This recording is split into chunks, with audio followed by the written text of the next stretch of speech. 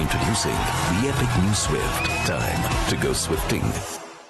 वॉचो app पे देखो एक OTT के दाम पे सारे OTT शान से.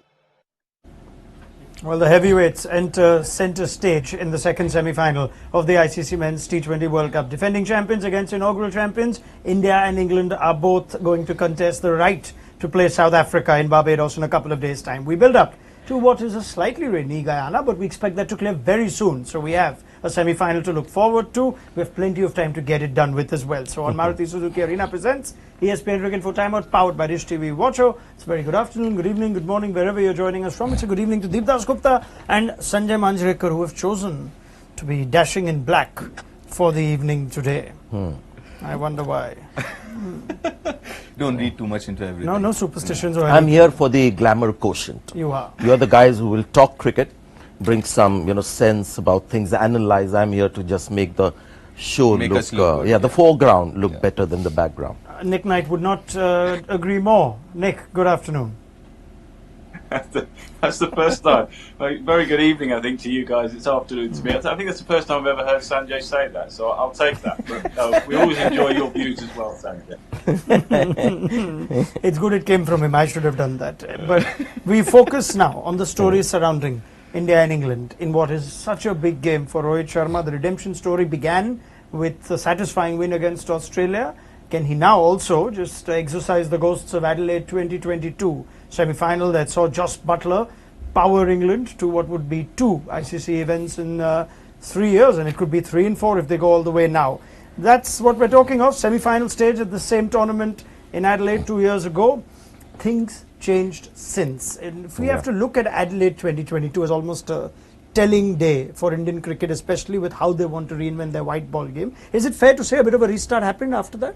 Absolutely. It was a cornerstone of the new T20 approach that we see. India haven't gone on record to sort of admit that they didn't bat well. You saw the 168 in 20 overs against England was never going to be enough.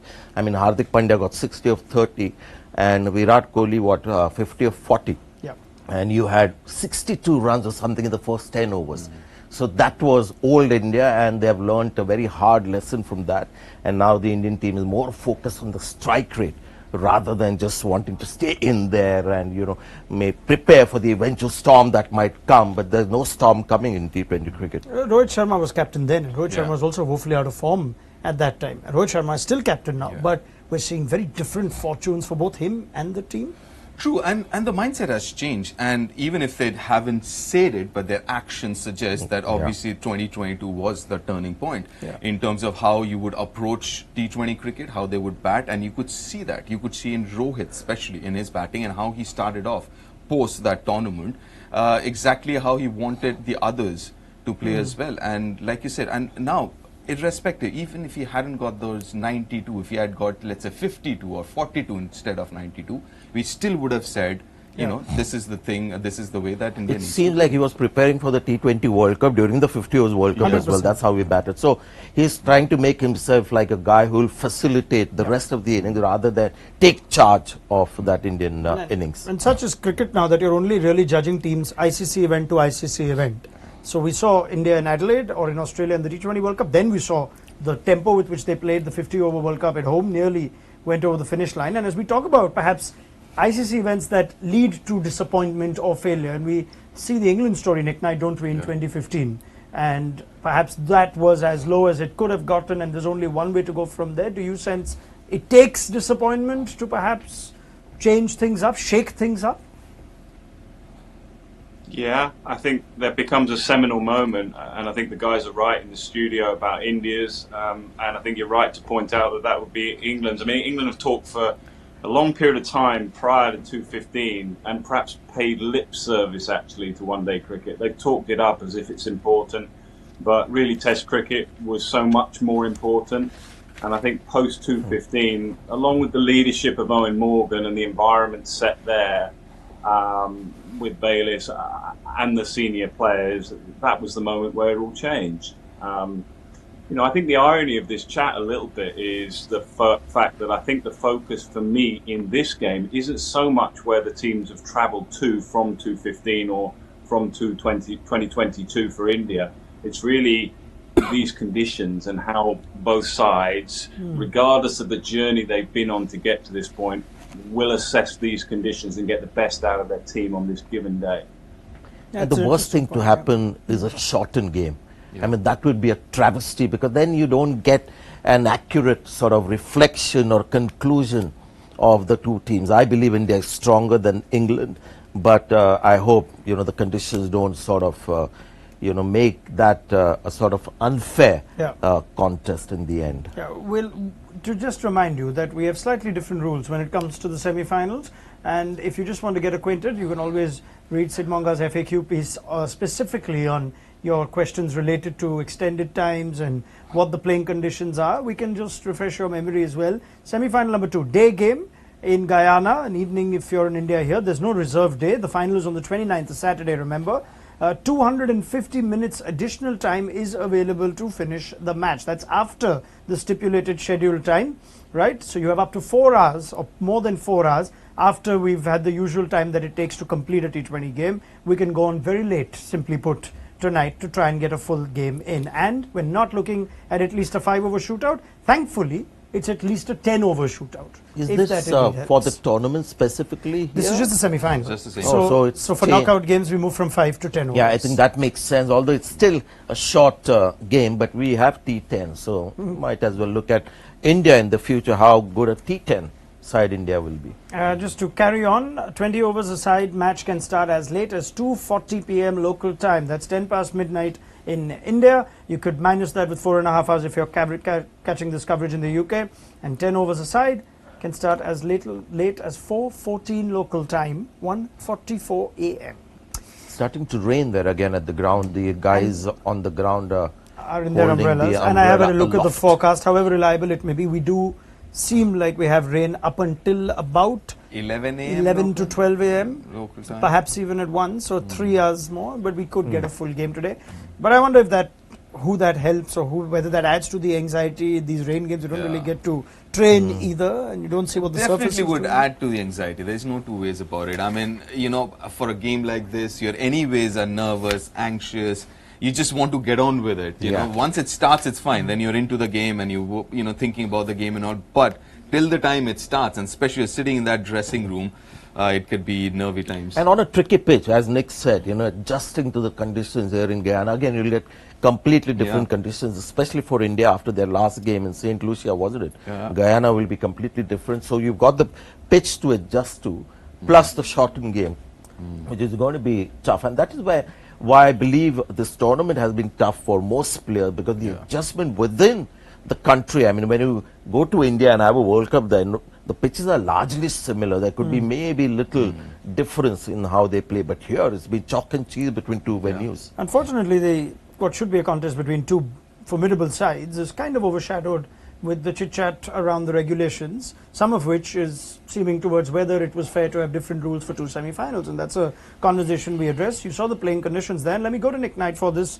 We heard from Matt Mott yesterday, the English coach, Nick, that India is certainly at an advantage having known where their semi-final will be played in Guyana. Rohit Sharma disagreed, and we also find out now with our reporters at the ground there that there aren't a lot of English fans in Guyana. There were plenty in Barbados. It's been very difficult with flights and travel, etc., etc. And we've already established the point that there is no reserve day for this semi. There was one for the first semi-final. Now, does all of that perhaps seem right, fair for you for a World Cup?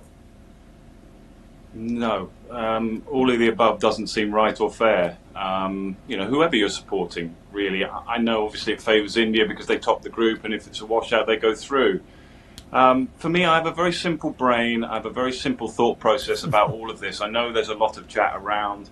I can't quite get my head around why we've got to this point. I thought watching the group stages, that could have been condensed somewhat. I thought they were elongating moments, times between games. And then why can't we just play the final on Sunday? Am I oversimplifying this to give the extra day for travel? I wonder whether we could have just pushed it all together a little bit more to stop this situation happening. Do they think that there is more viewership, considering the different timings that you have around the world, on a Saturday? Because I'm sure they would have thought about it, right? People sitting there applying their brains around whether to have the match on a Saturday or Sunday. And maybe the consensus, looking at various timings in UK, in the West Indies, US, India, more importantly, whether Saturday was just better viewership time, prime time. I could be wrong, but almost every ICC final that I can remember in the recent few years has been on a Sunday. Yeah. Generally, most finals are on Sundays across all sport. Even in cricket, if you think about it, most of the finals are on Sundays. And even if they did decide that they want to have a morning game, and if they say they wanted the local crowd coming in, I would assume but Sunday Ronak, morning, the thing is, Saturday morning. Yeah, but the thing is, there has to be uniformity in terms of rules. You know, you can't have a reserve day for one game and a reserve day not for the other game. And that is not to favor a team, right? They wouldn't have known that India will be in the semi. So, but just the uniformity bit of it. I mean, sorry, just go ahead, please. Just to say that, you know, you have a reserve day for one game and a 250 minutes for another one. It's confusing if somebody, and you know it might rain because this is the kind of monsoon season. For even a viewer, somebody who's following the World Cup, it's confusing. It's like, what's going on here? Yeah, and you're trying to spread the game in a new part of the world. You're trying to keep it as popular, simple. Yeah, simple and like Nick, all of us are very simple. There are two sides to it. One is, of course, the different rules for the semi-finals, which we've addressed. Panel seems in consensus. The other is where the two camps were not in agreement, where India having a predetermined venue for a semi, which Matthew Mott said was an advantage, and Rohit Sharma said was not. Clear advantage. I mean, Rohit Sharma has to say that. He can't be saying, yes, it's an advantage. Because India would have picked their side. See, India's problem has been semis and finals. They would have thought, looking at the draw, that the real test will be the semis and the finals. And when you know you're playing in Guyana, if you're wondering why India went with 4 spinners in the squad, well, this could be the reason, because the crunch games and the semis where India have fallen many times, is in Guyana, so it's a distinct advantage to know where you're playing. I'm not too sure. I tell you why. Because irrespective of whether it was Guyana or it was Trinidad or wherever it was, I think yes, the advantage or disadvantage is from the fans' perspective, which I think Nick highlighted. That I understand. If for an English fan, it's a nightmare, right? But from a cricketing perspective, even if you know you're going to play in Guyana, you still don't know because India hasn't played in Guyana. It's not that you are aware what the pitches are going to be like. There could be an argument made that they knew where they will play their semi. Did that influence at all their squad selection? But I think every team would have gone slightly right. On second thought, would have gone prepared that you might need additional spin. Spin has been favored. Even South Africa have gone towards spin to win a few games. So, yeah, maybe. But obviously, I mean, if you know where you're going to be playing and the other side is not aware, from the fans' point of view, it's a 100%. Nightmare. I mean, 100%. And English fans, you want to constantly have them around world events because they really love their cricket and they, you know, they're the right kind of people to come and watch the game. Michael Vaughan has come out quite harsh on that, and we know that he tends to not mince his words. Okay, that's a reaction. Yeah, more than that, actually, the pitch for the semis is the one that has got my goat. But let's hear from Nick. Sure. I mean, just on that, I think the comments that I picked up were, you know, why did they need? They're good enough to win a night game. They didn't need to know that they had to play every game in the morning, so things are almost stacked in favor, brings in the money argument and whatnot. Nick, would you like to have your views? I mean, clearly things are stacked in India's favour. I mean, the fact that they topped the group, whether this discussion would be with the tone that it is if it was India, who perhaps would be missing out if the rain came down and he didn't get a finish to the match. I also would pick up on Sanjay's point. I mean, the English fans would love to know clearly where they're going to be at any given time, what the likelihood is of them being able to travel to that particular venue. It makes it a nightmare for them. It really does, because of the nature of the tournament and the late planning that it involves. And clearly for India, it's a whole big advantage. I mean, you know, the conversation can keep going. Clearly it is a big advantage for India in a number of ways. And I think this could be one of the events where after this, the ICC and whoever actually makes the draw and the schedule and the planning will start thinking, okay, now, you know, I think we might be overdoing the whole schedule bit in favor of India too much. Let's, you know, go back a little bit and make it a more kind of even scale for all teams with regards to the controllables. I'd like to think of ourselves as perhaps more balanced Indian fans, and I know Oh, plenty yeah, of yeah. those who would think that this does a disservice to the Indian cricket team itself, that they could be just as formidable in ICC events True. without these little things. No, but it's not the team Designed. thing. Please understand this. Yeah. This morning evening thing is not because of whether it helps the Indian cricket team. It's viewership. It helps the viewership. And there's an X amount of money and a very large amount of money which has gone into this.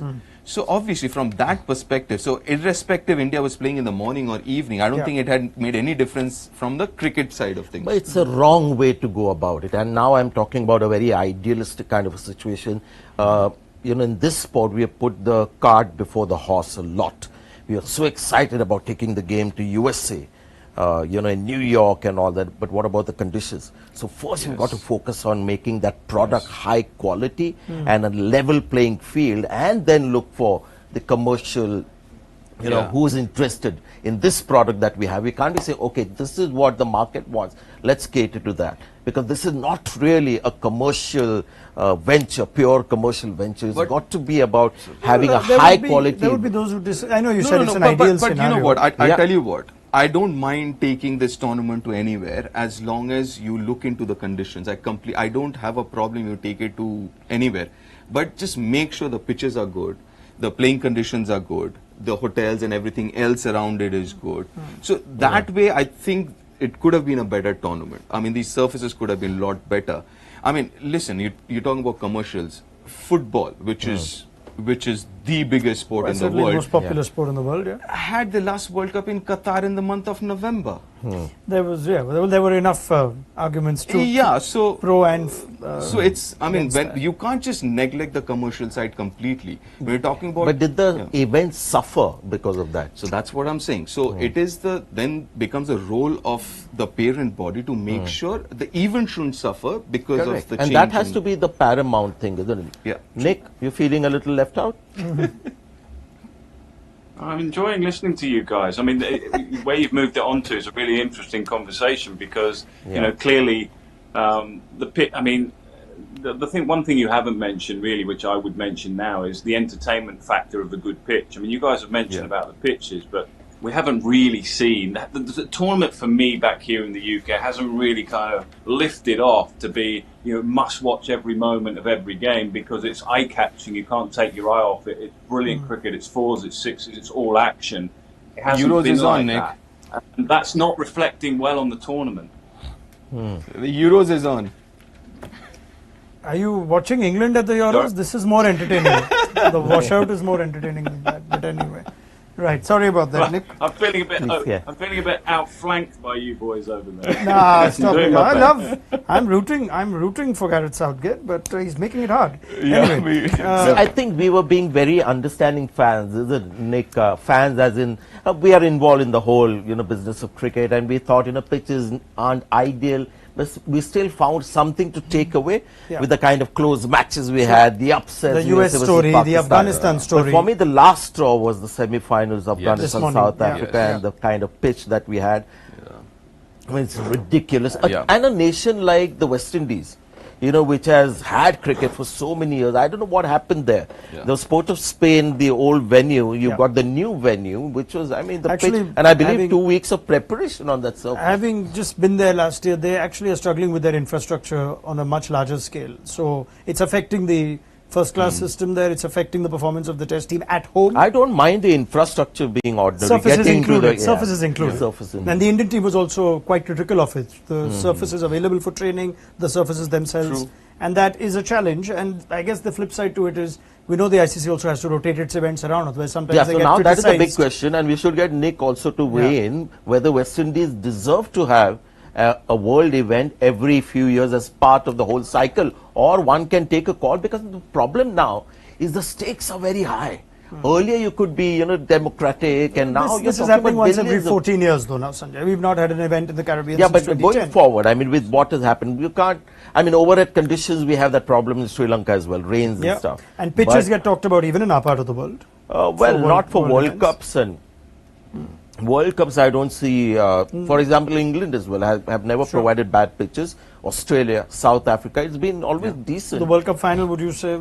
Which one? The one here in Ahmedabad. Yeah, I mean, it wasn't a pitch like this. We've had some very, very substandard pitches, outfield as well. Sure. I mean, if you're going to have a match in New York, shouldn't you be working on the outfield and making sure it's international standard? We had one problem, Dharamshala, the outfield wasn't great, but it's not comparable. And at some stage, I don't know whether, Nick, that should be held against the hosting nation, do you think, or it's a little unfair? I think it's a little abstract. I mean, the problem really lies a bit deeper than that, doesn't it, with the organisation of these things and how it's allowed to happen. Maybe I'm going to be slightly romantic about it. You know, I grew up with the West Indies and the Caribbean. I have no problem whatsoever with seeing a big global tournament in the West Indies. But why would you do it in the rainy season and stuff like that? So you're looking really not towards the West Indies so much, but those that, you know, the organisational factor, you know, pitches, drop-in pitches. Historically, we've not had problems with drop-in pitches. Yeah. We seem to be having a few problems. You know, creating, you know, the outfields, these sort of things, they just have to be better. They really do. But ultimately, to answer your question, no, I have no problem with the West Indies. I fear it might look bad on them when, you know, retrospectively we look back at the tournament. But I think it will come back more to the planning process before that. All right. On that note, exhaustive comments and discussion. Always nice to have it. We're allowed for that because there's a delayed toss in Guyana, but there's better news. We're seeing blue skies in the monitors that we have. So let's hope the toss comes in sometime soon. Just to close this up, friend Yash Jha was hard at work when he was watching our comments, and he's dug up a history of ICC finals and says the only T20 World Cup final, men's T20 World Cup final that did not happen on a Sunday, the inaugural one in 2007. And the last ICC men's final that didn't happen on a Sunday, 2011. Oh dear. But I actually asked the ICC politely what was the reason for not having it on a Sunday and why no reserve day. And they sort of said no idea, but I believe the host nation has a bigger say than you know, the ICC in such kind of thing. But that was a pretty devious kind of information. Yeah. Striking coincidence. Striking. Devious information. What you call devious information, I call sheer coincidence. Yeah, but typically you to bring that up and share it with us. It just came through. Sort of put a little bit You know what our friend Ricky Gervais says, just state facts and it annoys all the right people. So these are just two facts that were thrown to you. You can do what you want with it. On that note, let's get back to the game itself. We're going to have one soon, and I'm quite sure we are. Let's hope it's a good one.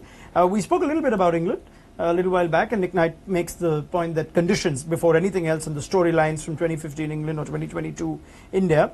But given what we saw post that T20 World Cup for England, Nick, the title defense in the 50 overs World Cup got a lot of criticism. You mentioned, I think, earlier in the tournament that this team is perhaps carrying baggage and a little bit of negativity around it.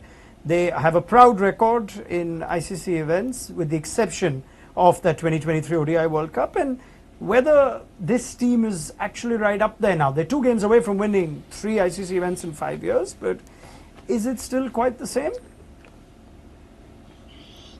That's a really good question. The only answer to that really comes from the players, because I think a lot of the success that you can see on your screen there and the wins, etc., have come down to the environment. I mean, no one's a bigger fan of Owen Morgan's leadership than me.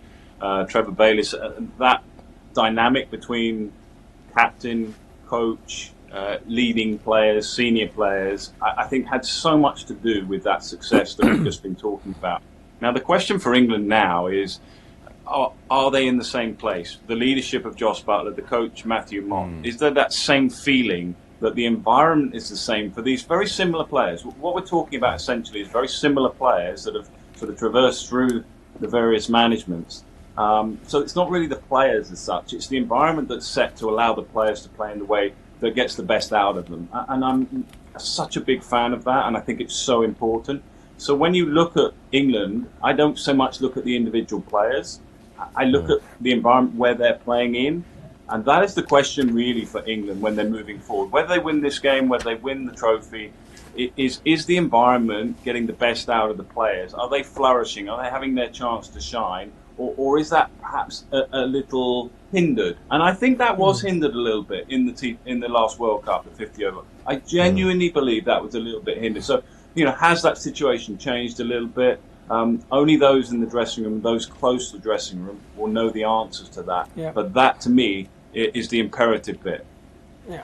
It's very important to go back to, 75 is when the World Cup started, world events started happening. 75 or was it For the 71? men's game, yes. Yeah.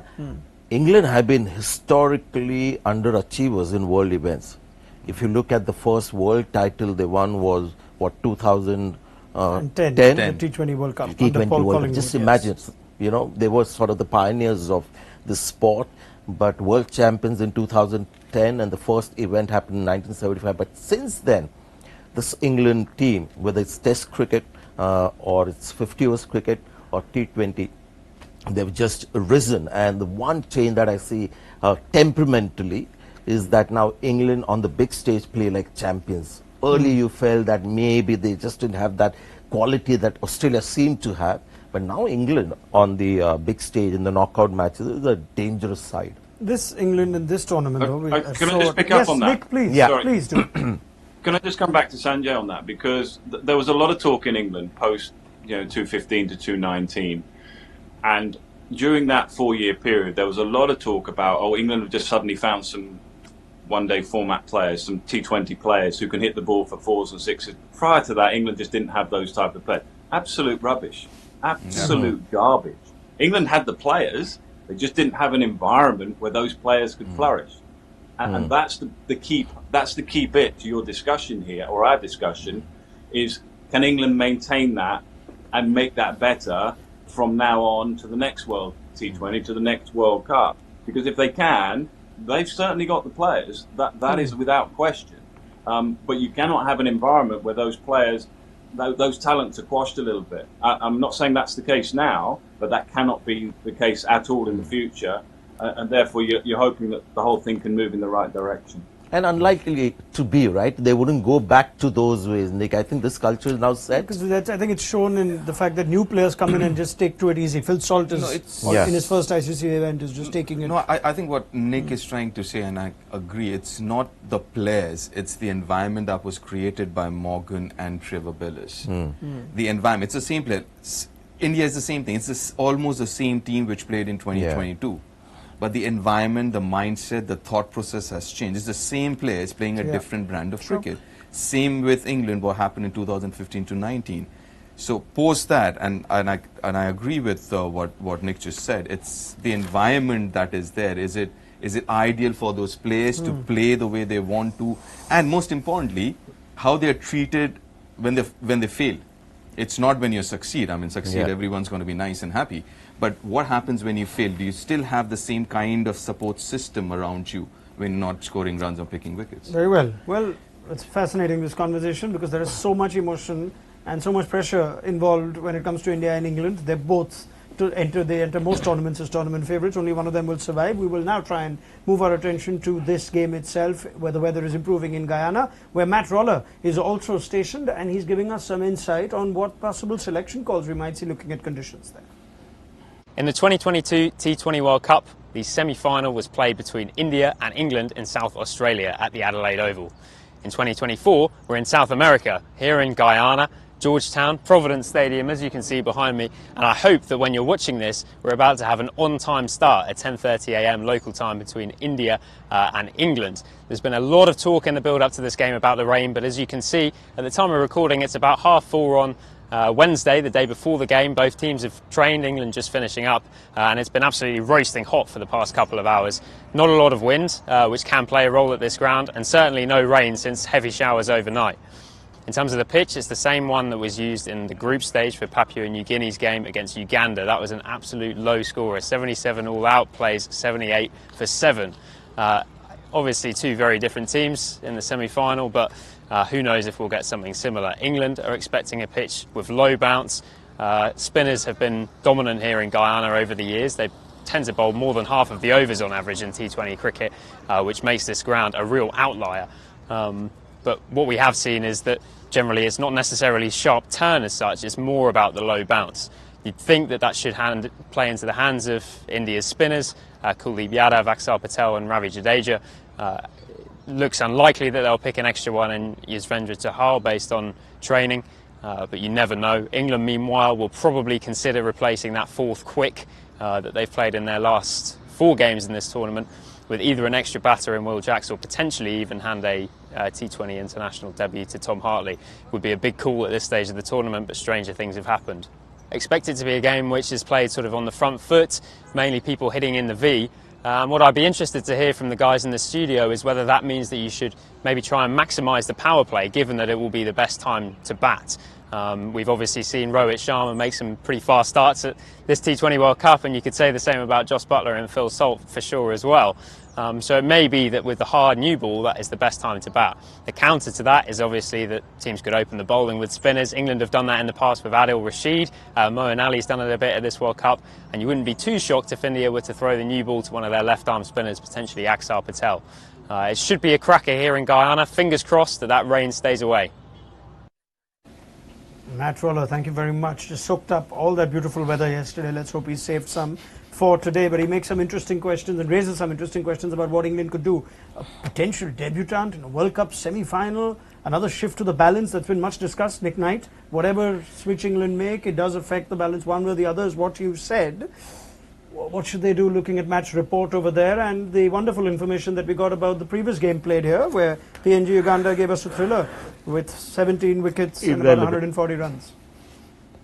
Well, guys, I go back to what I just said, assess the conditions, and it actually might be a little bit more tricky. That wait till that cover comes off. Don't perhaps make a judgment on what you saw yesterday or a couple of days ago. Wait till the pitch is there for everybody to see, and then make your assessment on your team. All these squads, are big enough that you've got adjustments to be made. If the pitch is slow, if it is low, if it stays low and skids a little bit, I'm not sure that you need your 4 seamers. I personally would not probably play Chris Jordan, but that's a difficult decision because if it's a rain-shortened game and the rain affects the match, then you probably want Chris Jordan in it. So I'm making the assumption that it's going to be a full 20-over game once the rain comes and goes.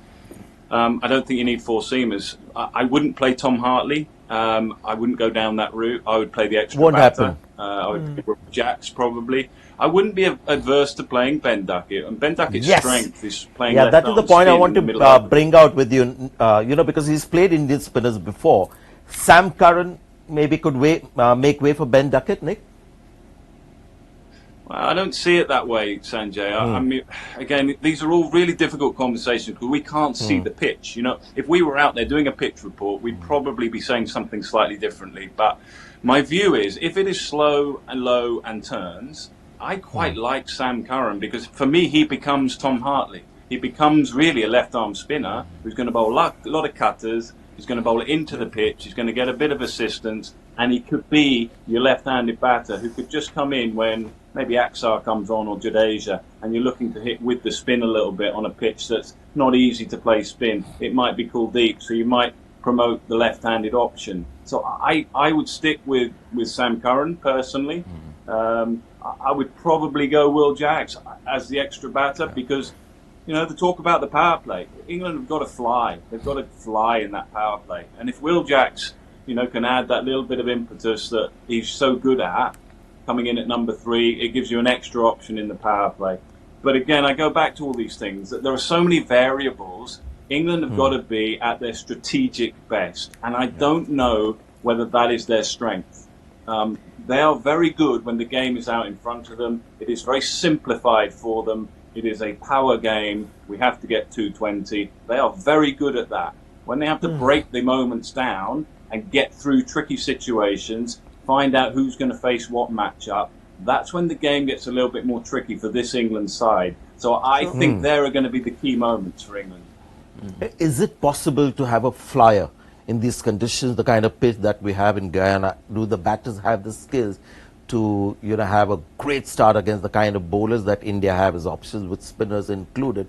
The more I'm thinking about it, something you suggested off air, Ben Duckett, I have a lot of respect for him with the way he played against the Indian spinners, and he would be the right kind of batter because you're not looking at 230 or 240. You're saying for Sam Curran though, because Nick said okay, but not for Sam Curran, so you would go? Shortened game with rain being around, you want to have specialists as well.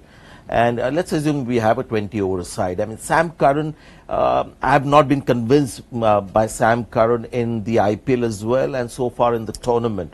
It is just like a comforting thing, which is the old England habit of having somebody who can do both. He was player of the final and player of the tournament Yeah, in but the that last was, World Cup in 2 Australia. years. But okay, you're talking about Ben Duckett. Yeah, sorry. Yeah, Nick. Go The ahead. point I want to add about Ben, the point I want to add about Ben Duckett is, and Sanjay's right, I too am a big fan of him. The thing with Ben Duckett is his great strength, and this is why I'm talking about being strategic without overthink. The danger here is you overthink it, but his great strength is square of the wicket against spin. Yeah. You know, reverse sweeps, sweep slogs. He's He'll not really a neutralize big, Akshar and strong hit Jadeja. down the Yeah, ground. played one of a wonderful Now, test from innings. what I'm hearing, from what I'm hearing, the pitch might actually favour players that are doing that, and underneath the bat with the sweeps and the rest might not be so straightforward. So do you see what I'm saying? You can't overthink this and sort of take your mind into a place where it gets confused. But at the same time, you have to be strategic and work out the strengths of your team and your players for the surface that you're given. So, if this pitch is slow and low, then it becomes very difficult for someone like Ben Duckett to manage the spin as compared to a Sam Curran. So you rather have Sam Curran, if you really need a left-hander up the order, Sam Curran can bat Also anywhere. Moeen Ali, if they It's want been a Moeen Ali. You got while Moeen since Sam Ali's- Curran has really made an impact with bat and ball. It's been a while. I mean, we watched every IPL game. He's not quite the same force that he was a couple of years back. And yeah, a bit of this, a bit of that, rather have... Let me present some data which might help as Okay. far as pace and spin go at Providence, Guyana. Venue for this, and we heard Matt's report, low and slow potentially. We've seen a 50-50 split, which is not what we see at most of the other Caribbean grounds. We're seeing pace dominate at quite a few of them. Economy rate is significantly lower for the spin, and they also go for lesser boundaries with the evidence of what we've seen. But there is a big caveat for these kind of numbers. Every time I have a look at that, the Pacers bowl in the difficult time. You know, they generally bowl a lot in the first 6 and in the last 3 or 4. Yeah. So that can affect it. I mean, visually, you can see, you know, the pitch in Guyana, the couple of matches. I think there were a couple of matches, or yeah, just we'll show you the But games in West- Guyana as well. But Yeah. if you show those numbers again, just to, Yeah. if you have to look at those numbers, also look at the number of overs bowled. If the spinners have bowled more than the Yeah, but pacers, that's the key there. The percentage of overs is almost 50-50, which is Exactly, not like so- it is on most other so grounds. most of the where places, you'll have more pacers- pace than spin. Yeah, pacers would bowl more. So with spinners bowling as much as, in fact, more than the pacers. always learning something new in the company of Nick and Deep. Yeah, of course. Just the first thing on the graphic. Let's just have a look at the games at Guyana, would we? That's Sanjay Manjrekar makes an excellent point. We can't really tell too much, and Matt made that point too. The pitch being used today, remember, is what was used in the night game between Papua New Guinea and Uganda. 77 all-out PNG and Uganda. With So again, you can't first take ever too win. much out of that because of Yeah. the quality of the teams and the time at which the match is played. I mean, the difference between day and night matches, like you have a difference between day and night. Yeah, just jump in, Nick. Yeah, I mean, again, without sort of fear of simplifying it too much, just wait till you see the pitch. You know, wait till those covers come off, and that's where your skill factor comes in. You know, England have Kyron Pollard. You know, England have Kyron Pollard there for specific reason to keep them up to date with exactly the conditions. You know, to give them a heads up as to how conditions will play out. Kyron Pollard needs to be there, and I'm sure he will be when that cover is removed. And he needs to say, right, this pitch is going to do this, that, and the other. And you take that word. That is why his job. That is what he's there specifically for. So you take advantage of the resources you've got. I wouldn't personally look too much further than that about previous games. Live in the moment, be in the present, and make your decisions based on what you see in front of you. Can somebody show Nick Knight the pitch? He wants to see it. Well, the covers have come off. All his views are going the to bowlers sort are- of come after he sees the pitch properly. Fair enough, fair Let him enough. see the bride. Yeah, it's what the good news from Guyana. While I try to keep my composure, is that that players are out warming up. We should have an update in about 6 minutes' time, and let's hope that the sun stays out and we do get a toss very soon. What could be the potential decision making that's affected as a result of what we've just discussed? Because you'd think if it's a low, slow surface, let's just go by that assumption now. You'd want to bat first. India have liked batting first and then having their in-form bowling attack, Bumrah, Kuldeep come in. But there's also rain. So what today would constitute a wise decision at the toss? 250 minutes. So that's the difference between any other game and this one. Yeah. So even if there is rain, so there's enough time to get a 20 over game. So generally you want to chase in a rain affected game is because you don't have enough time, and because of DLS the number of overs are curtailed and everything else. So 250, it's nice and bright and sunny right now as we speak. Yeah, bat first, day game, bat first, it only would tend to slow down, it seems. It might have a little bit of moisture, was under covers for What a day or about two. there being rain around, pitch under covers? Yeah. What about the old adage of, the pitch might have something for the Moisture. seam bowlers to begin with? And if you get 5 or 6 good overs, as in help from the surface, 6 overs is almost 30% of the innings. So whether you want to take that advantage. Would you go bowling first then, if you were India, Rohit Sharma? Again, I want to see the the pitch, but I'm a No big one has fun believer. anymore. No, I'm a big believer in, if it's a morning game, and we've seen that in the earlier matches. There is always that extra bit that fast bowlers have, which disappears as the sun comes down on the surface. There's no dew factor here, but I'd like to take advantage of that freshness and get 2 or 3 early wickets. Will make a difference. I'll go bowl first. Just letting you know, Nick, don't wait for me to come to you. Just say what you want. Yeah. Jump in whenever you want. All I say is sometimes we debate a lot about the pitch actually with T20 cricket. I don't really see the pitch being that relevant in terms of your toss decision. Obviously the pitch is relevant for the other discussions that we were having, but I don't think the pitch is going to change too much. Sometimes it actually suits what your set of resources, your 11 players, what it suits your team. And I go back to what I said about England. England are at their best, for me anyway, when the game is in front of them, when the numbers are there glaringly to see. I think they play the match situation pretty well there. I don't see them being quite at their best when they have to set the tone, when they have to set the target, when they have to assess conditions and be on top of it and take that first punch out. So I personally would be happier if England won the toss and had a bowl first. Very well. Well, let's look at a key phase of this game, regardless of what happens at the toss and regardless of when we get a start. Let's hope that is soon. But with the form Jasprit Bumrah's in, there would have been some time spent, you'd think, in England's pre-match preparation and their analysis on how they plan on tackling Bumrah. First up, let's show you the numbers. Matchups against this set of English batters. Jos Buttler averages just under 18, dismissed 4 times in 12 innings. Sam Curran, for what it's worth, an option to come up for... So he gets into the playing 11 just based on that. If India was selecting him, yes. And Liam Livingstone as well. So if Bumrah is going to come up against Liam Livingstone, you sense in the latter part of the innings. It's a conversation everyone's trying to find the answers to. How do we take down Bumrah? Like most oppositions have done, and he has earned that kind of respect, they're just looking to play Bumrah out. It's only Australia where you had Travis Head taking Bumrah on. Most of their oppositions say, don't try and go hard at him. Even in defense, you could be out to Bumrah. So be a little cautious because there are others that you can score off. But if you try and take on Bumrah, it's a tough challenge, and very few batters have been able to do it. So the thing with modern day or contemporary batters are, you are kind of in your head already played the shot that you're going to, looking at the pitch and looking at the field placement and everything else.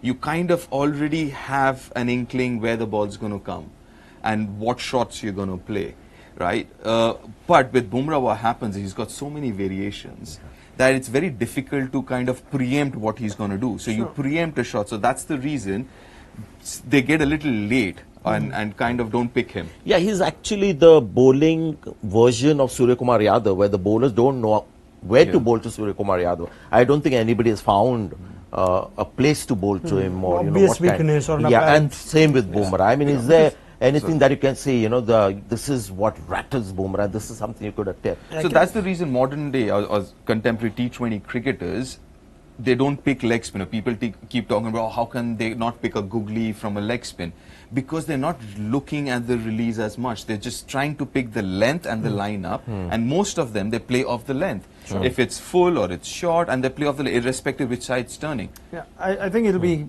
fair to assume a lot of teams will be saying what Sanjay is saying. Let's try and see out Bumrah. Does Phil Salt know how to see out a bowler, Nick?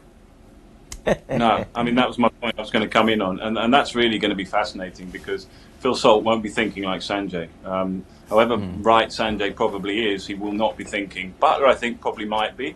And if it's Jax, again, I don't think he will see it that way. He'll just be, right, how can I hit boundaries here? And how can I make a name for myself? I mean, clearly an outstanding bowler. I throw back really to why sometimes or so often in the IPL or other times I see Jasprit Bumrah not open the bowling. I constantly question myself to think, why am I thinking like that? But surely that's correct. I mean, you know, in this instance, if Jasprit Bumrah doesn't open the bowling in the power play, what an advantage it would be to England. So, yeah, I mean, I think that's how they'll do it. I think Phil Salt will say, regardless of the reputation, regardless of the bowler, how can I make some, cause some damage here and take him down? It's going to be fascinating to see how he does, because if there's anyone around at the moment, currently in the game, he will have the confidence to have a go at it for sure. Yeah, I mean, just looking at those numbers, really concerning What are for those India. numbers? I mean, really concerning. He ridiculous. goes at nearly 5 in the middle overs. Which bowlers would be happy in a test match Look at cricket his with those economy numbers. in the death and overall economy. This is like ridiculously brilliant. Yeah. And you put into context, of course, there were seamer-friendly conditions in New York, etc. But if you compare the next best bowler, there'll be a gulf between the two, isn't Let's compare the next best bowler. Arshdeep Singh says he's benefited of Jasprit Bumrah's partnership at the top. He is India's leading wicket taker. And it's nice to see Arshdeep Singh among the wickets, given he too had a bit of an indifferent or an up-and-down IPL. He's right up there, just short of Fazal Haq Farooqi, whose tournament unfortunately comes to an end, wonderful as it was. At 15 wickets, he still has the chance to add to that. Today, though, Sanjay Manjrekar, is a big test for Arshdeep Singh, isn't it? Yes, I'm being a little, typically harsh and a skeptic that I am. Arshdeep Singh, I've seen him evolve over the years. When he came into IPL and got everyone's attention, I thought he was a fantastic bowler. Then he had that little, journey around the world playing international cricket. And in my eyes, not the same bowler. He's got his mojo back. But I want to see him. I'm just like I wanted to see India against Australia to know how good the team really is. I want to see Arshdeep against England to see how good he really is. He's in form, but the ability and his temperament against England will be something I'll be looking at. Deep just splitting his tournament into two. He's still among the wickets, but when India moved to the Caribbean from the Super 8 stage onwards, Arshdeep is going at nearly 13 and over. Beg your pardon, nearly 9 and over, and with an average of 13, whereas he was at 6s in the US. Anything about the Caribbean that's not quite helping or assisting Arshdeep? The pitches, I mean, straightforward. USA and better teams, yeah. The West Indies leg teams. Was the Super 8's leg. Yeah, so better teams, lesser friendly pitches as far as bowling is concerned. But, I think he's done all right. I think he's done you can say your piece, because I'm sure he loves Arshdeep. No, I really like him. Yeah. No, I really like him. Even I do understand where you're coming from, because in the IPL he was hot and cold. I mean, there were games where he was very good, games he was not quite. But, what I really like about Arshdeep is his temperament under pressure. The calmness that he portrays is really, really nice for someone as young as him and someone as new as him in international cricket. Seen him bowl in those death overs and under pressure overs, and I think that's something that you can't teach person, being calm under pressure type. So I think I really like him. Yeah. I thought you were going to open the door. Can I just come in there? Likes him because Arshdeep. Yeah. Yes, Nick, and I'll also show you Phil Salt and Jos Buttler's numbers against left-arm pace while you add to that point, please. Yeah, I mean, I'll get onto those in just a moment, but I just want to add to that conversation, because when you're England and you're chasing down a target and you've got Bumrah to bowl the last 2 of the 4, that has to be taken into calculation. That's my point again about being strategic, and that is your point really about Arshdeep and his temperament, because he will come under huge pressure, because sides will say, look, we're not going to score quickly in the last bit against Bumrah, so we're going to have to go against Arshdeep. And sometimes that picks him wickets up, but also makes him a little bit more expensive. So that is where the temperament that you guys are talking about comes in, and it's so important that he's quite phlegmatic about that and realistic about his role within that partnership, if you like. I mean, you're going to put the numbers up now about England's top 2. I mean, it's going to be fascinating to see how they go about it. I mean, for me, it's one-way traffic. I know Sanjay's point is valid in the sense of the pitch, but you just have to bear in mind the numbers for the surface. They've still got to go hard, and if going hard means 50, then that's great. If going hard means 80, then that's even better. But they have to go hard, whatever, because it's going to be easier, one would assume, even with Bumrah, to perhaps score more freely in that first 6 or 7 than it will be later on. Outstanding numbers for Butler and Salt. So Arshdeep Singh would know this, Butler and Salt would know this, and we can't wait to see how that opening period of play ends up. Regardless of who gets the better of that, you tend to think that this game might come down to what both captains feel are their 2 trump cards in the middle overs.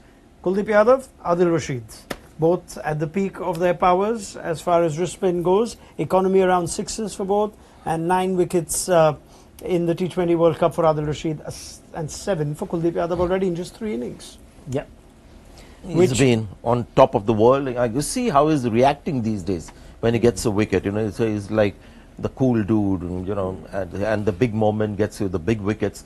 I dare say that Kuldeep Yadav is streets ahead of Adil Rashid as a bowler, because remember, right, Adil Rashid #1. Yeah, and I say that because Kuldeep is is an all-format bowler, makes the same impact in Test matches, 50 overs cricket. So I'd like to think that he has more to offer. Sure, Nick can come in over there and see. Yeah, I'm just maybe saying these things a bit too strongly, just to get reactions from my friend in England. Yeah, as the streets ahead was a bit slightly over the top, but go ahead, Nick. No, I know you well enough, Sanjay. I know your game, but at the same time, my game is that I completely disagree with you. I think Adil Rashid is definitely at the peak of his powers.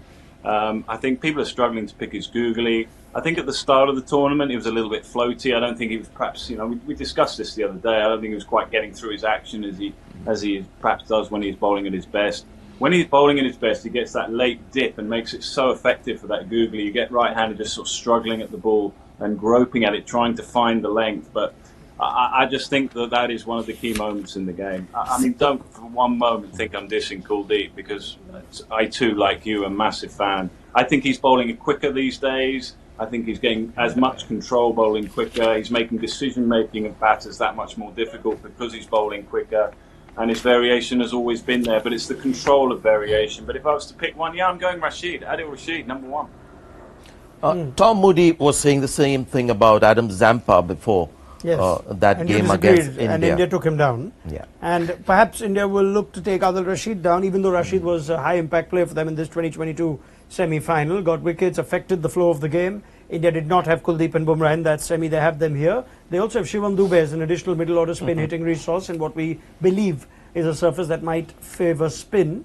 So is this the game for Dube to finally come off? If perhaps they wanted to persist with him, they said, this is the stage that we might expect Dube to get us that one over, take down Adil Rashid. Yeah, I mean, listen, this is going to be a tactical game. I think Nick's already mentioned it before, because if it's a low-scoring game, suddenly low-scoring games become very tactical.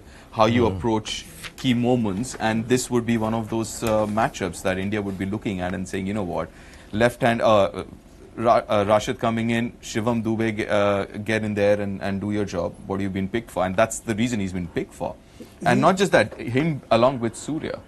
I mean, 2 guys very, very crucial in those middle overs, especially playing Adil Rashid. He's improving slightly as we just look at Dube's, and you're seeing like it's simmering that we might get that Dube over of multiple shots against spin today. Yeah, look at his journey starting from the warm-up game where he looked really all at sea on a tricky pitch, and the pitches have been tricky. His record in the IPL is great because the pitches were much better.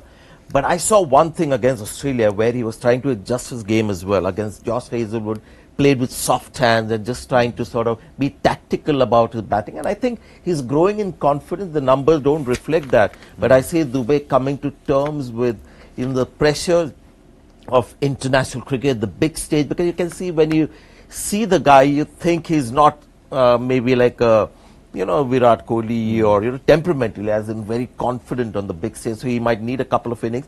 I think he's slowly getting there with the self-belief.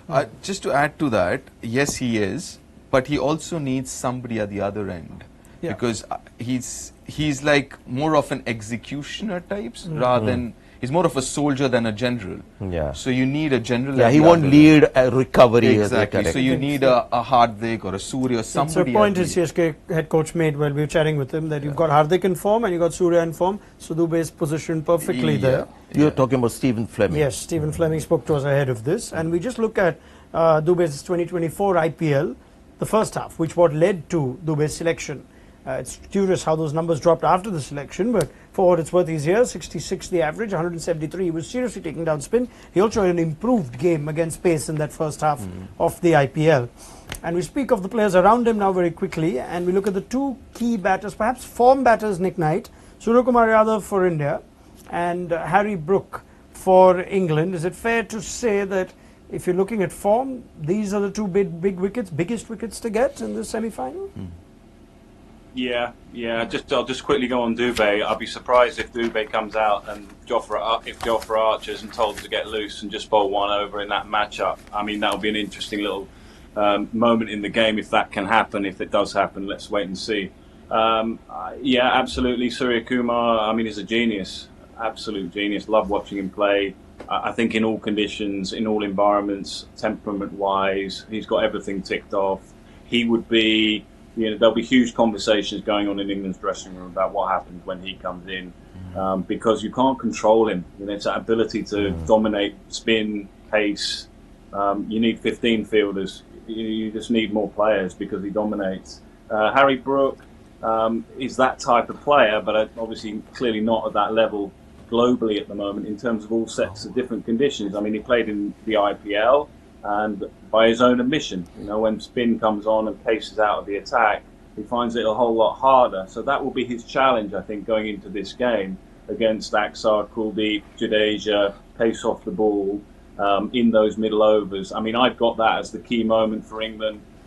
He will play a central role in that, one assumes. Will he be good enough? It'll be a real challenge for him. I mean, he is a wonderful, very similar in the fact that he can hit 360, but he's not yet quite at the genial level that Suryakumar is. So it's going to be interesting to see. But he will. England need to be flexible with him. They need to be clever with him.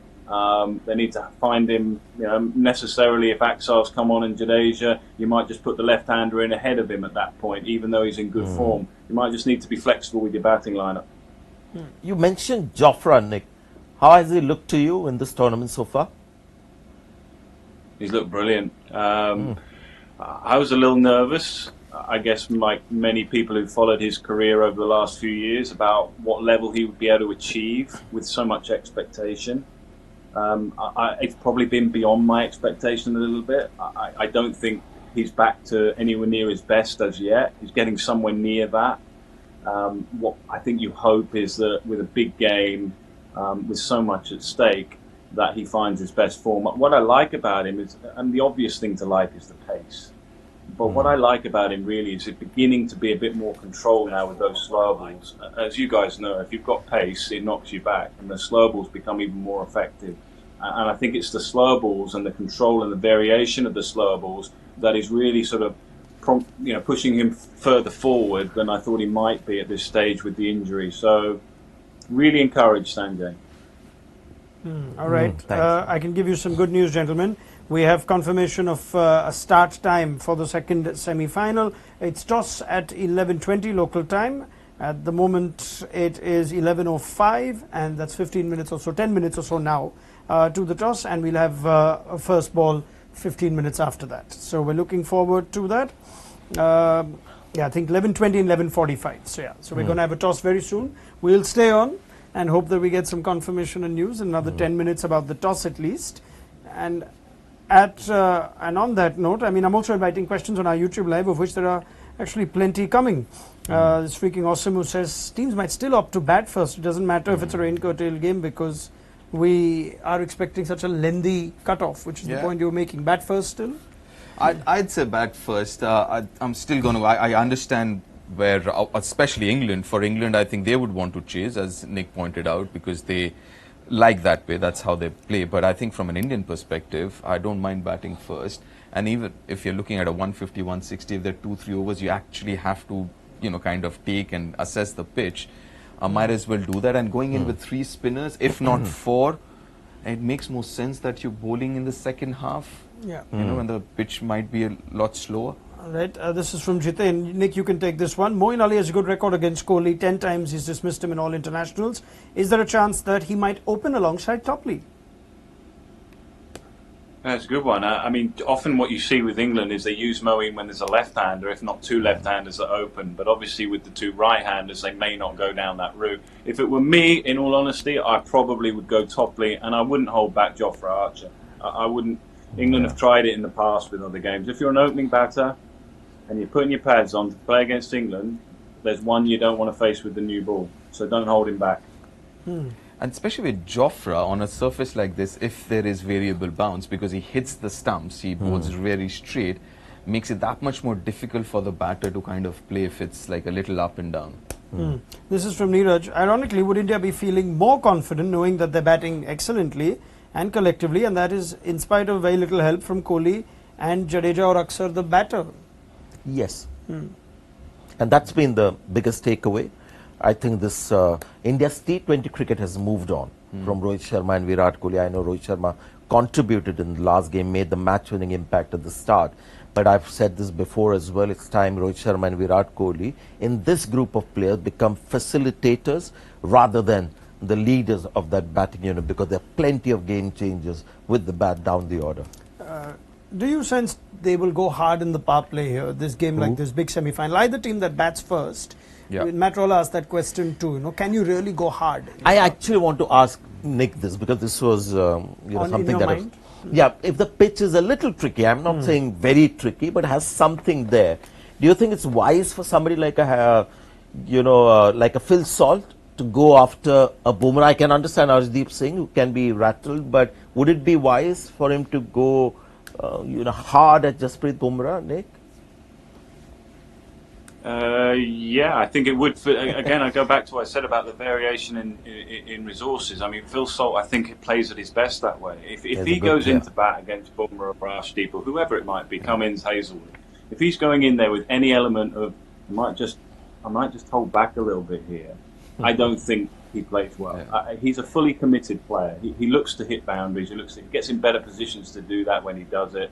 I don't think it's wise to say to Phil Salt, just try and play out the first 3 or 4 overs. I don't think that's a wise thing to say. I would just clear the head and you go out and play like Phil Salt. And if it happens to be against Bumrah and it happens to be doing a little bit, well, maybe make slight adjustments along the way. But no, I mean, Buttler, I think, will settle in. And this is generally the way it works. Buttler will settle in and dovetail a little bit with Phil Salt.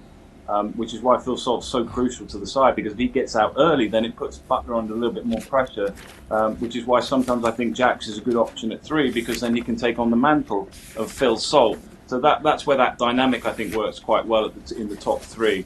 I suppose the other point, Sanjay, is you have to work out, is spin going to be as influential in the game as we perhaps think it might be? And if that answer is yes, then it makes it even more imperative that the power play is taken advantage of. 100%. And that's the point that I was going to make, is if this is going to be a slowish track, the best time to bat would be the first 6 when the ball's new, it's coming onto the bat, you can play your shots a lot freely as compared to, let's say, the second half of the innings. We are also looking at potentially India's 2 left-arm spinners to actually have a bigger impact today than most other games. In previous games, we have seen perhaps it's a bit of a challenge for Rohit Sharma to get 7 or 8 overs out of Akshar and Jadeja, with 2 players of a similar skill set. Could that potentially be changing today? Similar skill set as in basically both left-arm spinners, finger spinners, but Akshar, and that is the reason he's become the go-to bowler, first choice bowler as a left-arm spinner, has these subtleties that Jadeja doesn't have. Jadeja is your, very strong, athletic, quick bowler, and if there's plenty in the pitch, then you'll get 4 overs out of Jadeja. And India need to get 4 overs out of Jadeja, because when he doesn't bowl well, I mean 1 over 17 runs in the last game, which meant that Hardik Pandya had to bowl his 4 overs despite, and that shouldn't happen. You should have bowling options in such a way that you're not bowling a bowler and thinking, oh dear, this is not going to work, but I've got no choice. Do you see him having a bigger role today, looking at what we discussed of the surface, if it stays low? And Jadeja? Yeah. I don't know. I've not had a look at the pitch. No, 100% yes. 100% yes. I mean, listen. That's why you need the Deepa said 100% yes. No, I mean, listen, we are all expecting lots of right-handers as well. Yeah, lots of right-handers, and listen, we are expecting it to be a 150. It might be 170. But even if it's a 170 pitch, it's not going to be a 200 pitch. And why Okay, are you I'll be assuming that surprised. Jadeja will be effective only against the right-handers? He got Alistair Cook out 6 times in a home series in India. Alistair Cook is a left-hander. Yes, yes. It's surface But I think barely the key, guys, I think the key to your Axar Jadeja chat is how England play the two spinners. I think the sweep option is obviously one that's favoured by England's batters. They like playing square of the wicket. They're not so Ben comfortable Duckett. generally coming down the pitch. If the pitch is slow and low, and in particularly low, that makes that shot really hard. You know, so that is where you've got to think on your feet quickly. Can't just say, well, it's difficult to play, coach. Sorry, captain, I couldn't get that ball away. Very quickly, you've got to make an assessment as to how you're going to play. And if it means having to play with a straighter bat in the V and hitting down the ground, well, you have to make that decision very, very quickly, because you can't just have Jadeja and Axar firing it into the pads and three dismissals quickly, LBW, sorry, it's keeping low. I mean, that doesn't work. I just have one issue when we are doing this kind of a show before the game. You miss out on the toss with Ravi Shastri. There's something that I love to watch, but yeah, you sort of miss it. You're free to, if you'd like me to excuse you, I'm happy to. But yeah, if you'd like, Can would you I like to do a Ravi kind of toss impersonation? No, because I think that's happening there, and let's see what happens. Bright sunshine he's in waving Guyana. his arm. Yeah.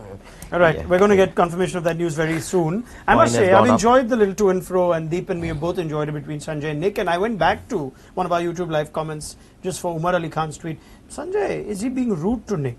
It's worth checking if Nick is he's getting. generally a very rude person I'm anyways. taking freedom with Nick because I know this guy. If I didn't know him too well, then I'd be extremely polite, because I can be polite, but Nick is a friend. Very well. On that note, a significant event in the semi-final, one would think, at least, with the toss that has been won by Joss Butler and to England. field. Yeah, that's what everyone is saying. You are very badly behaved, I must say. You can't wait for me to do my bit, or Nick to say his answer, or Deep to say his answer. But yes, Yeah, I hate regiment shows. It's got to be freewheeling. I see. Very well. React then. Go on. England are bowling. Yeah, as I thought, and it's actually that cliche of big match runs on the board. I mean, if you look at the last final of the T20, team that batted first lost, and the 2023 World Cup also India batted first lost. So yeah, good call. Good call. But does it have Yeah, a yeah. significant difference in terms of advantage one side or the other? Let's see again if we see the pitch, Oh my. and if it's got a little bit of help, then yes. Let's see if Nick Knight feels differently after England have won this toss. Nick? No, I mean, I said it earlier. I think the England are better with the game in front of them, and this way round, potentially rain or otherwise is a slight advantage, I think. But regardless of that, I feel England are better when the numbers are in front of them. They can tailor the game. They can plan their attack. I think they'll still feel that their batting line. We don't know the side yet. You're going to tell us that in a moment. But one assumes that they're going to have a deep batting lineup. Would see that as their strength. So I'm all in favour of them deciding to, even without seeing the pitch, I think that's probably a good decision. I'm in just some worried ways, about though- Deep because he was No, no. really. No, but I did Oh, mention okay. this, that if England wins, they would want to field, because that's their strength. Yeah. I won't be surprised if, had Rohit won it, he would have wanted to bat. I don't know If what. I flip that around, exactly that. India, we thought coming into this tournament, the challenge is how will India bat in T20 cricket, bat first rather, in T20s. They've had a lot of games now where they've been forced to bat first or chosen to. bat. They're first. now in But better did he? position. Did Rohit Sharma actually? I can't confirm what Rohit has said just yet, but Just go on ESPN cricket commentary and you'll get that. yes, India wouldn't mind this either, though. They with won't the- mind it. So the challenge India batting first were on pitches where you had to get 200. Yeah. That was the challenge, not on 120 or 160 games. So the challenge, we still don't know, but so far so good. Last couple of games, they scored above par every time they batted first. So All right. Yeah, average winning score, I believe, at this ground is around 175. Average score is 167, but we have told you that that might count for little or Am I nothing saying Jaiswal in there this with Rohit? game. No, kidding. The team that Nick Knight is patiently waiting for, and Deep Dasgupta has also been patiently waiting for. And there it is for you, Sanjay Manjrekar. No surprises that India go in with the same team. Yes, it's something that has worked. Just gives Rohit Sharma plenty of options. And I just want to say one thing. If Hardik Pandya is not bowling too well, his confidence as a bowler seems to be going down. He shouldn't be too wary of trying Shivam Dubey for an over at least. Sure. Instead of giving Hardik 3 or 4. with not as much sort of conviction. Okay, fair enough. And that's for the second innings, of course, that Rohit and India will be batting first. Let's have a look at the England team. We're getting news that Sam Curran was marking his run-up, so too were Chris Jordan and Jofra Archer. So they are unchanged, no additional batting reinforcement. Nick Knight? Yeah, I mean, whether that's because, you know, the lowness. I mean, I think I heard somewhere on a pitch report somewhere recently that the ball might skid rather than hold a bit in the surface. If that is the case, then Chris Jordan does come into it a little bit because you can bowl full and get value for the full ball because it will keep low, and that's more his strength. So maybe that's what they've seen in it. If it was going to be slow, low, and kind of gripping and into the surface type of wicket, I wouldn't have gone with Jordan. I would have gone with the extra batter. But again, without seeing exactly what they've got in front of them, Let me tell you what Rohit Sharma has said. Jordan does give them. Is that kind of, you know, he might take a brilliant catch in the outfield too. He's very three-dimensional. Sure. He's played in big finals. It brings that experience, that big match experience. I can see why they picked him, but if conditions were slightly different, well, they could have gone a different way. Let's just tell you what Rohit Sharma said at the toss. He says, for me, the weather seems clear. I would have wanted to put runs on the board in a big game, and the pitch looks a little dry. Hopefully, it gets slower and slower. So, Deep Das Gupta was spot on. Although every time Rohit Sharma expresses his desire to bat first, Virat Kohli must be going, because the ideal, you know, scenario for a Virat Kohli is that England bat first, get 141, and India have to chase that, and then Virat Kohli can come into his own. There's too much pressure batting first. We now don't need to talk about ifs. It's just about whens. First ball will be underway soon at Guyana, and what looks like a very good day suddenly with the weather having cleared. So let's hope it stays that way. Let's look at key phases for the first innings that could influence this game. Deep Das Gupta? Oh, God. I think all 20 overs. I mean, if you talk about a semi-final of a World Cup, it's going to be difficult. For example, let's start with the first six, right? You got to handle Jofra, right? You got to handle Reece Topley, who's got decent numbers against India. Secondly, batting first, one of the biggest challenge for an opener in T20 is to figure out what is a pass score, which Rohit did brilliantly in the last game, even after losing Virat Kohli in that second over. So I think the biggest challenge as of now is obviously those bowlers, but also to figure out whether it's a 140 pitch, 160 or 175. Well, more than phase, and this is really important, my focus will be on Virat Kohli, because he has embraced this new template of, you know, playing risk-free and not worrying about getting out. There have been low scores, but he stayed committed to it. Now this is the big stage, semi-finals, and they're batting first again. And if a wicket or two falls, and it comes upon Virat Kohli to be there, I want to see how he approaches this particular inning, because that is just a niggle of, what should I say? Something that we still don't know, an unknown. Yeah, whether Virat Kohli will continue to remain committed in a game like the semi-finals to this current. A nice reference point was Rohit Sharma taking down Mitchell Starc after losing Kohli. So if it's the other way around today, if Archer nicks off for Rohit Sharma, then will Kohli take down a bowler in that sense? So Nick Knight, a phase, if I really hope and pray you can give me one. Just bowling at the stumps, new ball, bowl at the stumps. I mean, a lot of bowlers are sort of, you know, their kind of mindset is fourth stump just outside. If the pitch is slow and low, bowl at the stumps. You know, England played Scotland in that first game at Bridgetown on a pitch that was a little bit up and down, and they were just wide of the stumps. I mean, the first thing you have to be thinking surely is a batter will hate is playing in front of your front pad. Bring that LBW in if that's the case.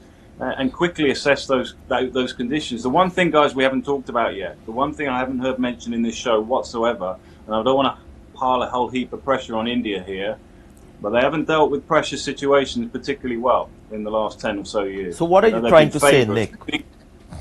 What I'm trying to say, Sanjay, is if you guys are jumping for joy at the end, India are just going to have to hold their nerve a little bit better than they have done in big match situations than they've done in recent games. So England will prey on that a little bit. England should try and prey on that a little bit. So your question about the phase wasn't answered by Nick as well. All three haven't answered it, and the lesson for you is when the question is poor, you won't get the answer that you're seeking. Something was certainly poor in that. Yeah. Okay. That I'll agree with. Thank you very much. As a tribute to the 250 minutes that we have to get this game completed, we've given you a marathon pre-show. Yeah, 250 minutes discussion. That was the joke. Yes, thank you very much. We will be back at the end of the innings. Let's get a score. Anyone wants to throw in a score? Just have some fun. Deep, Nick, and Sanjay. A score. Let's see who gets it right. Don't hold me to this, but I'm saying 156. 156. I'm going in the 180s. 180s. No. Sorry. Sorry. Can we just? No. It's done. I'll let you go again. Nick Knight. I was going one. Without seeing the pitch, I mean, how can you do 170, 175? I'll go 175. Yeah, I just wanted to increase another 10, 12 runs, so 160, more closer to 170. But that will cost him, right? It's like the flight change. Yeah, cup of coffee for you. Well, you can see now we've really gone past our prime. So let's leave it there. Thank you to Sanjay Manjrekar. What a wonderful and engaging freewheeling discussion. Yeah, we've had fun. I don't know about people watching. Yeah, Nick certainly has. Thank you so much. Let's pick up the conversation at the end of the first innings of the second semi-final. India batting first again. Like they did in 2022, but this is a very different India side. Let's see what happens, and let's hope for clear weather. Join us again for Maruti Suzuki Arena presents ESPNcricinfo TimeOut, powered by Dish TV Watcher. Do download the mobile app if you haven't already. The fastest scores and so much more, regular updates from Guyana on the ESPNcricinfo mobile app. We will see you at the end of the Indian innings.